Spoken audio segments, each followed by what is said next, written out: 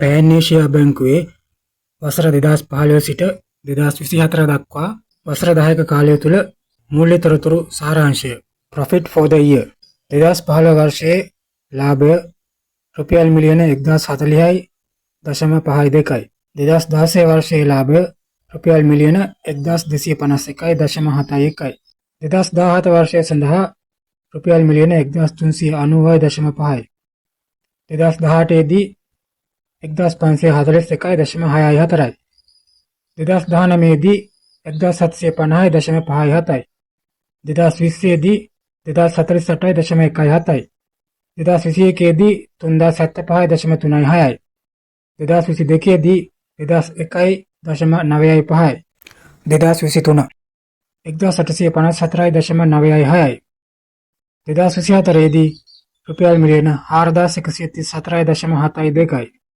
Total assets 2015 වර්ෂයේදී total assets ප්‍රමාණය රුපියල් මිලියන 1,07,782.97යි 2016 දී රුපියල් මිලියන 1,29,451.08යි 2017 දී 1,38,501.69යි 2018 දී 1,54,26.28යි 2019 දී 1,52,979.70යි 2020 දී 1,76,940.41යි 2021 දී 1,89,511.67යි 2022 දී 2,08,049.1යි 2023 දී 2,33,456.33යි 2024 දී 2,62,863.01යි ඊළඟට total liabilities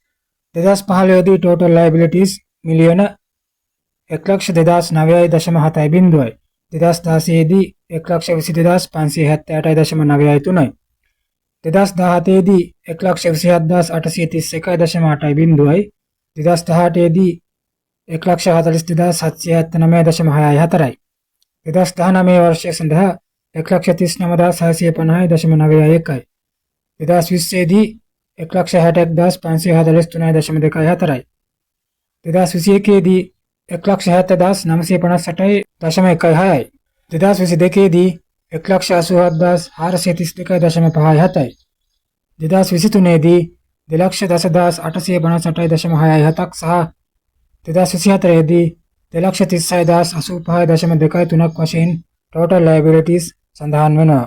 ඊළඟට earnings per share 2015 දී earnings per share රුපියල් 3.53යි 2016 දී රුපියල් 4.01යි 2017 දී රුපියල් 3.31යි 2018 දී රුපියල් 3.48යි 2019 දී රුපියල් 3.96යි 2020 දී රුපියල් 4.63යි 2021 දී රුපියල් 6.95යි 2022 දී රුපියල් 4.52යි 2023 දී රුපියල් 4.19යි 2024 දී රුපියල් 9.34යි net asset value 2015 දී net asset value රුපියල් 13.5යි 2016 දී net asset value රුපියල් 15.53යි 2017 දී රුපියල් 24.11යි 2018 දී රුපියල් 25.41යි 2019 දී රුපියල් 30.12යි 2020 දී රුපියල් 34.79යි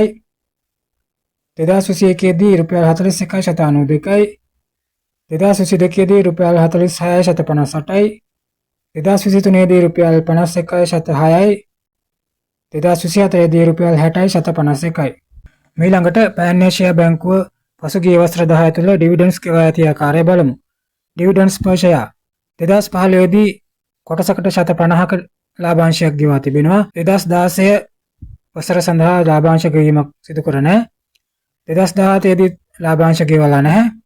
2018 දී ඩිවිඩන්ඩ්ස් ගෙවීමක් සිදු කර නැහැ. 2019 දී ඩිවිඩන්ඩ්ස් ගෙවීමක් සිදු කරලා නැහැ. 2020 දී ඩිවිඩන්ඩ්ස් ගෙවලා නැහැ. 2021 දී ඩිවිඩන්ඩ්ස් ගෙවීමක් සිදු කරලා නැහැ. 2022 දී ඩිවිඩන්ඩ්ස් ගෙවලා නැහැ. 2023 දී 125ක ලාභාංශයක් ගෙවලා තිබෙනවා. 2024 දී රුපියල් 1ක ලාභාංශයක් ගෙවලා තිබෙනවා. ඒ අනුව dividend payout ratio එක 2015 දී 14.16ක් වශයෙන් සඳහන් වෙනවා. ඉන් අනතුරුව 2023 දී 5.96ක් ලෙසත් 2024 දී 10.71ක් ලෙසත් dividend payout ratio සඳහන් වෙනවා. ඉන් අනතුරුව debt to equity සලකා බලමු. debt to equity මෙහි දක්වා තිබෙන්නේ වාර ගණනක් වශයෙන් 2015 දී 1.87යි, 2016 දී 1.97යි, 2017 දී 1.30යි, 2018 දී 1.42යි, 2019 දී 0.69යි, 2020 දී 0.74යි, 2021 දී 0.75යි, 2022 දී 0.81යි, 2023 දී 0.62යි, 2024 දී 0.09යි. ඉන් අනතුරුව interest cover times සලකා බලමු.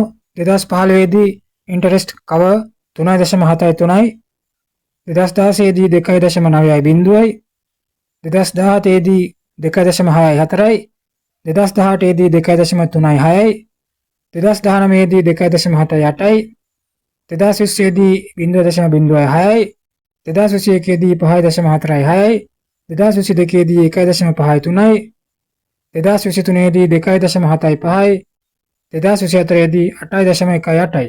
liquidity coverage ratio වර්ෂ 2017 සඳහා 195.36යි, 2018 සඳහා 136.52යි, 2019 දී 165.02යි, 2020 දී 211.57යි, 2021 දී 146.83යි, 2022 දී 226.09යි, 2023 දී 458.18යි, 2024 දී 344.37යි.